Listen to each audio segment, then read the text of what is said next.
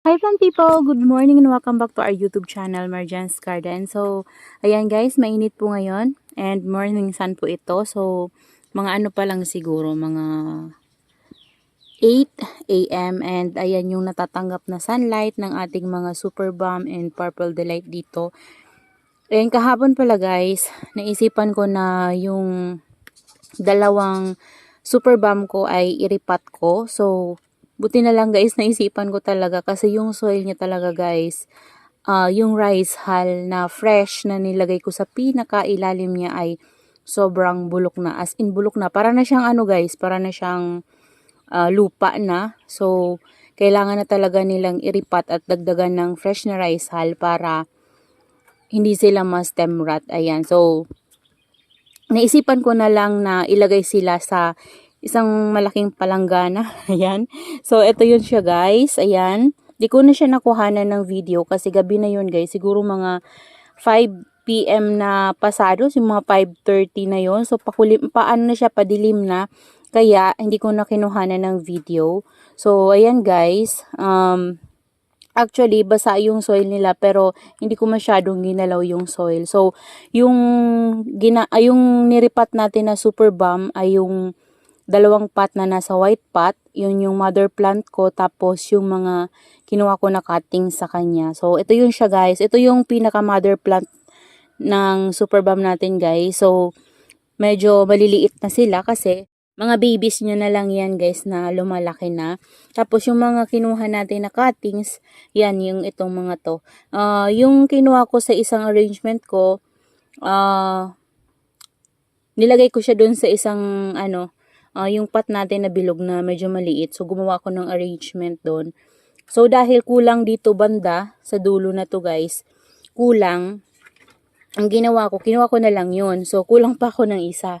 Pinag-iisipan ko kung mangunguha ako ng cuttings kapag natuyo na yung mga soil ng ating Super Balm. Pero titingnan ko na lang guys. Kasi parang ayaw ko silang galawin na. So, ito naman kasi kapag lumaki naman to guys, pupunta naman yan siya dito. Mapupuno yan siya. And marami tayong mga leaf propagation na mayroon ng mga tubo na babies. So, ayan guys. So, ito yung palanggana na ginagamit ko na nilalagyan ko ng soil mix na hinahaluan ko. Ito yun siya. Ginawa ko, binutasan ko siya. Kasi mayroon na to guys basag na lagay ko siya sa bato. Tas, medyo mabigat. So, medyo nag-crack yung ilalim niya. So, ginawa ko na lang na, pot. So, yan, binutasan ko siya sa ilalim. Maraming butas yung ginawa ko para hindi sila mastaka ng water dyan. So, ayan siya guys. Dito ko nilagay. Pero kapag umulan, hindi ko to guys papaulanan muna. Kasi syempre, baka mamaya ma-stem rot yung iba, diba? So, ayan guys yung mga natin dito. Purple Delight and Super Balm. And sa ngayon po, ayan yung weather natin. So, makulimlim konti pero hindi naman gaano guys na sobrang itim ng langit. So, dun lang banda sa dulo na yun. Pero dito, cloudy lang guys. Ayan. So, cloudy lang siya. Kaya meron siyang init ngayon. And, dito guys yung pot ng ating Super Balm. So, ito yun siya. Yan. So, tinamnan ko na rin siya. Tapos, ito yung isa. Yan. So, ang ginawa ko, yung ating Murasaki na nasa clay pot ko, yung pinakauna ko na Murasaki. So, ito yun guys. Ayan siya. Ay, hindi. Ito yun. Ito. Tapos ito, tapos ito. So, bali ito, tapos ito. Na lang yan guys, cuttings. Tapos ito yung pinakapuno niya guys. So dalawa yan kasi parang two head siya. Tapos ginawa ko before, kinat ko. So nabili ko lang yan before ng 100 pesos. Tapos two head siya. Medyo malaki yung isa, maliit yung isa. Tapos nung lumaki sila guys, ginawa ko, kinat ko. Yan, lumiit nga lang sila guys ng konti ngayon kasi nakaka-recover pa lang sila. Tapos yung isang pinagkatan ko na stem, namatay. Pero nagkaroon na yun guys ng babies. Pero na-stem rot pa rin siya, namatay siya. So, wala na. Ayan, hindi ko na nabuhay yung baby niya dun kasi medyo maliit pa. So, ito na lang yung tumuloy, yung isang ito. Yan, kaya naman, naging 3 na sila guys. Ayan.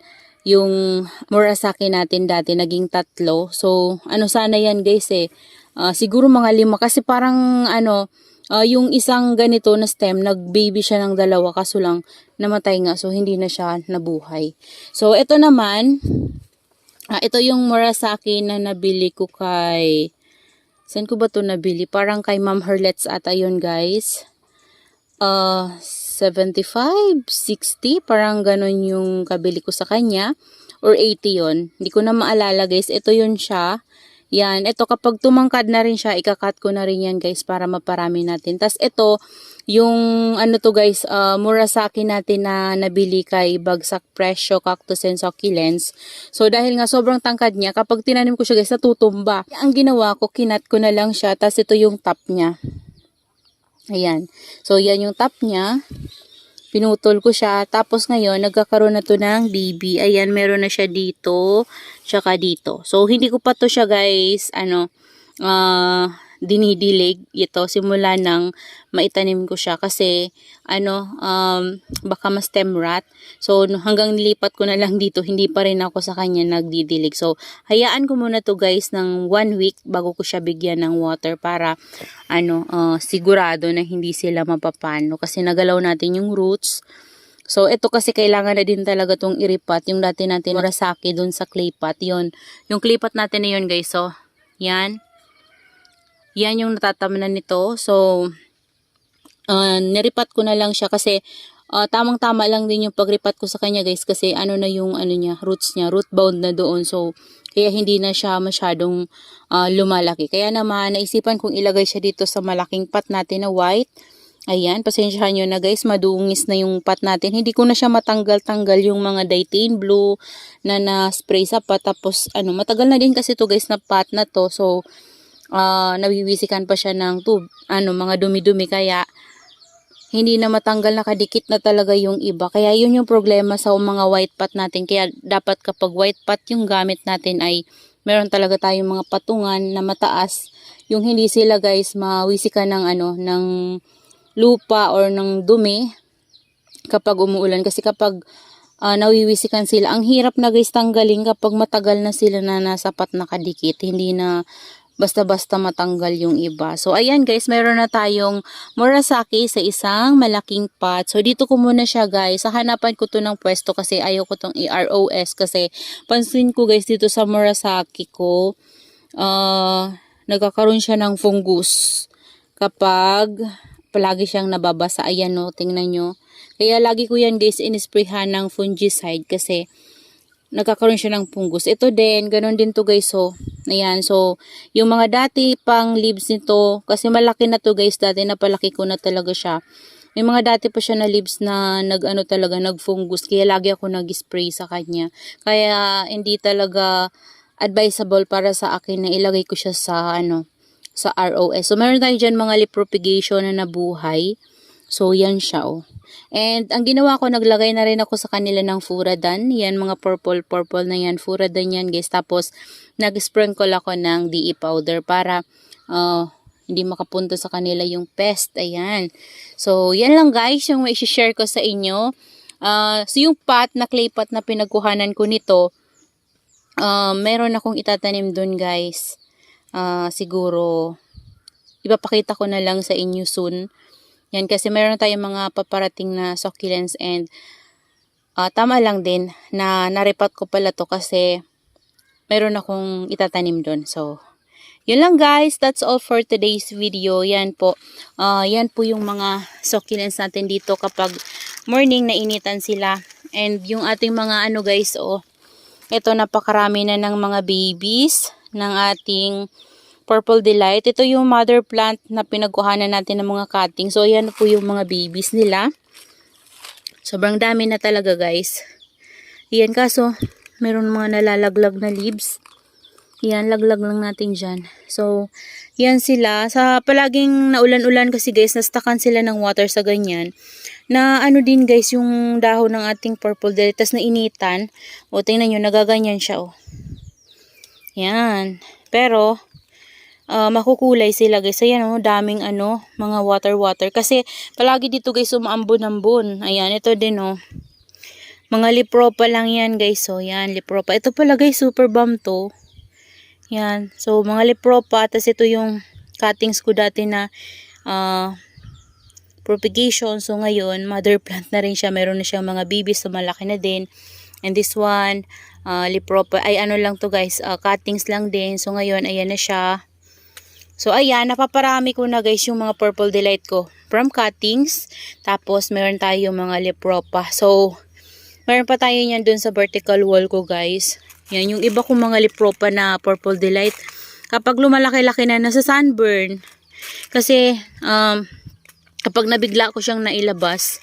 So kasalanan ko din siguro guys. So kailangan pala kapag bago natin silang itanim from nabuhay natin sa leaves, kung kaya nito, kung gusto natin siyang iripat, kailangan ilagay muna sila guys sa shaded, tapos unti-untiin din natin siyang i-acclimatize sa labas, yung sa ROS, para masanay sila sa ulanan, yung hindi biglaan, kasi kapag biglaan, medyo maselan din yung babies ng purple delight guys. Pansin ko dito sa aking mga purple delight, ito yung nasira ng manok guys. So tingnan nyo naman guys, nakalbo na talaga. Ayan, malaki pa naman tong pot na to. Ayan yung mga nalaglag na baby dyan guys. So, mga tumubo yan. Yung dito yan guys, so. Yan, pinatong ko na lang. Ito pa. Oh, diba? So, sayang yung iba kasi yung iba nakalbo. Ayan na, ito pa guys, so. Kasi inapakan talaga to ng manok. Dito siya panay talon-talon, lipad-lipad. Ayan, so. Ito yung isa, ayan tingnan nyo, may mga sugat-sugat pa, yan. So yan guys, yung ating mga purple delight dito, yung mga mother plant natin na dating kalbo, na kinalbo ko talaga guys. Ngayon, meron na silang mga pups, yan. Ganda na nila guys. Ito nasira din to guys ng manok ko. Yung mga lipropa ko natuyo. Kasi dito naarawan na sila guys ng morning sun, yan. Iinitan na siya, so hindi niya kinaya yung ulan tsaka init. Pero hayaan na muna natin yan. Yan yung mga cuttings na propagation ko galing sa aking ghost plant. Tapos ito, mga lipropa lang to guys. Lahat to guys lipropa. Ayan ito yung pinakauna kong nilipropa. Malaki na siya. Ayan, ghost plant. Tapos si Aaron P. Ayan, si Aaron P. Meron ng babies yung mga pinagkakuhaan ko dyan guys ng cuttings. Ayan Ayan, tapos ito guys, alam nyo ba? Ito, si White Gypsy mutation to, nung nabili ko kay Ma'am Jen, kay Ma'am Jeneline Nasaraw. So, nakalagay doon ni Ma'am is White Gypsy mutation. So, bali yung gypsy parang white. Ayan, kasi nung nabili ko to siya guys, ang itsura niya talaga ay medyo siya ma-white-white. Pero ngayon, ewan ko, hindi ko na alam kung bakit ganyan na siya guys. Para na siyang purple delight. Ang kulay niya, ayan may mga water pa sa rosette. So dati lang yan guys na 2 heads. Tapos ginawa ko, kinat ko. Tapos yung mother plant niya, yung pinakapuno, hindi ko na alam kung saan ko nilagay.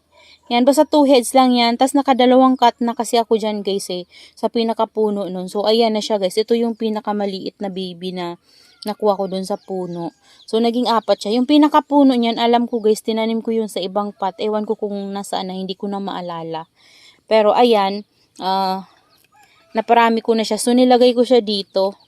So, dito naman guys, nainitan siya ng shaded kapag tanghali. Kasi sila dito guys, nainitan ng direct sun kapag tanghali. Kasi, natatakpan na sila ng net, plastic na UV plastic sa taas. So, ayan yung ating mga dito guys, purple delight and yung iba natin na succulents na nandito. So okay naman sila, lalo na to napaka dami ng babies, tas may mga lipropa pa ako dyan Ayan, so ayan sila, ito sobrang na nito guys.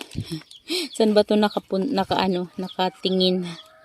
nakatingin sa malayo, ayan. So, naghanap siguro yan guys ng araw. Kaya dun banda nakatingin, ayan siya. So, yan na guys, yung ating mga purple delight and super bomb dito guys. Ito guys, so gusto ko rin tong i-repat. Kaso lang, ako kasi ang dami talaga guys na buhay na mga lipropa ko dyan Ayan, yan yung mga nasira ng palaka, ng pusa. So, ginagawa ko, nilalaglag ko lang dyan. So, yung mga nalaglag dyan, hindi ko na kinukuha. Kaya naman siksikan talaga sila dyan guys. So, mga lipropa na yan guys. Yan. So, si Super Balm, kapag kusa nating nililipropa, medyo maarte. Pero kapag hayaan lang natin siya dyan. Pag nalaglag siya dyan, hayaan nyo lang siya. Huwag nyo nang gagalawin. Ayan. Mabilis siya lumaki. Ayan. Yung ating mother plant na Super Balm. Tapos ito pa. Ito guys, medyo nag-ano na naman yung leaves niya. Hindi ko alam kung bakit na ganyan na naman yung leaves niya. Para siyang purple delight kung titingnan nyo. Kasi hindi siya ganito. Yan. Ganyan kasi guys ang pinaka rosette ni ni Super Balm, pero siya medyo nagbabago na naman siya. So, okay lang yan. Yan, naaarawan siya dyan ng morning sun. So, that's all for today's video guys. And I hope you enjoy watching and see you on my next vlog. Happy gardening everyone. Bye-bye!